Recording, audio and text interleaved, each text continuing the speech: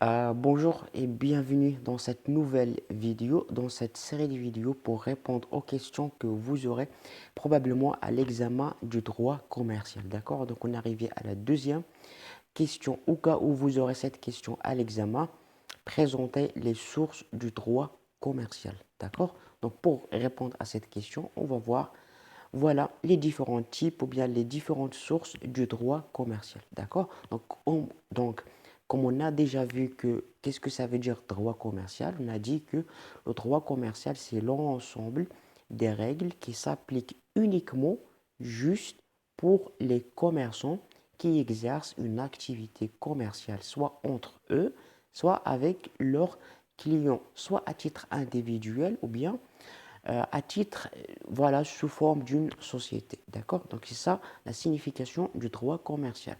Donc, vous allez poser la question, d'où on tire, voilà, ces règles-là, c'est quoi la source de ces règles-là? D'accord? Donc, la source du droit commercial, on peut dire que il y a trois types de sources pour le droit commercial. Il y a une source qui est directe, une source qui est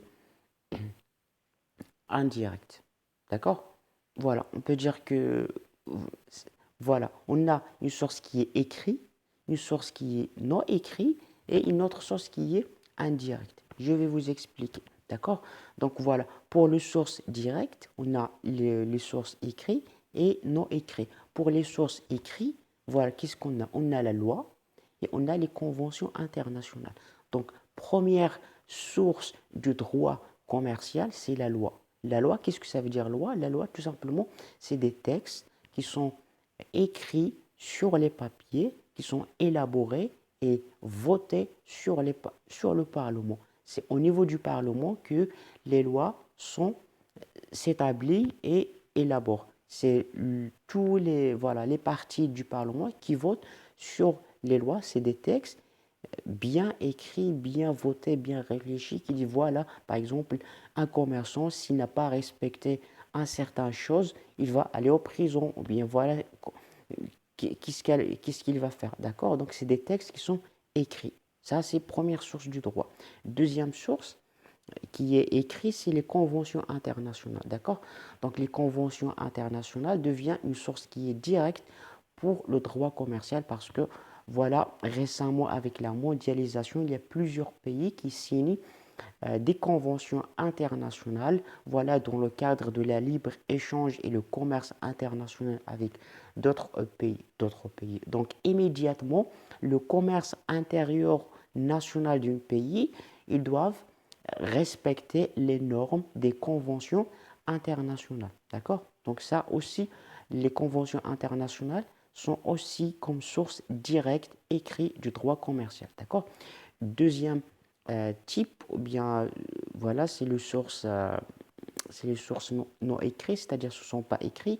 On trouve les coutumes et l'usage. Les coutumes, ce sont des sources qui sont non écrites, c'est pas écrit, mais voilà, c'est avec le temps, avec la répétition, avec l'habitude, il devient comme une source indirecte. Le juge, il prend en considération un certain coutume, un certain habitude, voilà, qui se répète plusieurs fois dans le temps pour prendre son décision. D'accord? Ce ne sont pas écrits, mais c'est juste avec le temps, avec l'habitude.